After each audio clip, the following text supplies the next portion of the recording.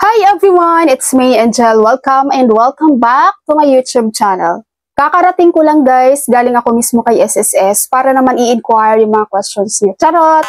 Hindi guys, may ibang pakay naman ako dun sa SSS kaya ako pumunta kanina. And of course, hindi ko na rin pinalampas pa ang pagkakataon para itanong dun sa teller na nag-assist sa akin ang updates no para sa inyong SSS pension for batch 2 nitong May.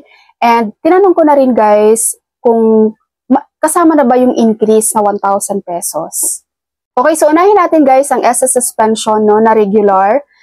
Since po wala namang holiday or hindi naman pumatak ng holiday or weekends ang May 16 para po sa ating mga batch 2 ng SSS pensioners for this month of May, matatanggap niyo po ang inyong SSS pension ngayong May 16.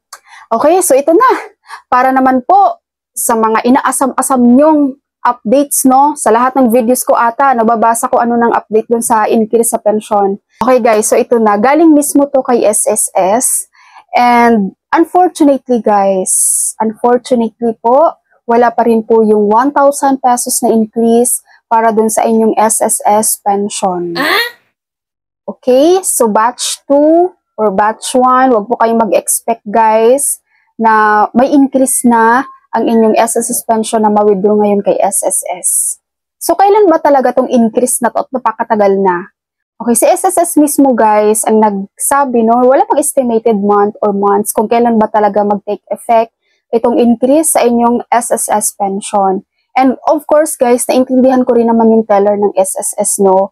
Alam ko namang may alam siya, pero hindi niya pa pwedeng sabihin yon kasi mahirap na, di ba? So, para sa akin lang guys ha, huwag kayong mag-expect ng increase, no? Na matatanggap nyo ngayon kay SSS para naman hindi kayo ma-disappoint. Di ba mas maganda na yung mag-withdraw kayo tapos bigla na lang nakita nyo, ay, meron na akong increase, meron ng additional. Di ba mas okay yun?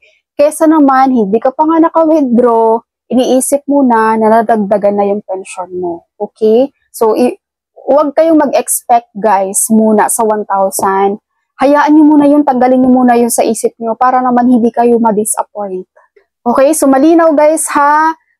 No to fake news tayo ha. Malinaw po, wala pa po ang 1,000 pesos na increase para sa inyong SSS pension.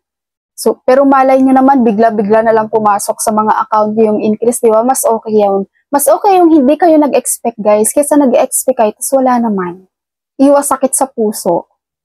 Alright, so yun ang aking updates para sa SSS pension ng batch 2 and updates para doon sa 1,000 increase. Again, wala pa po ang 1,000 increase ha. So keep tuning in dito sa aking YouTube channel dahil magiging updated po ako sa inyo guys para sa mga informations na dapat alam nyo. Thank you so much for watching everyone. God bless po.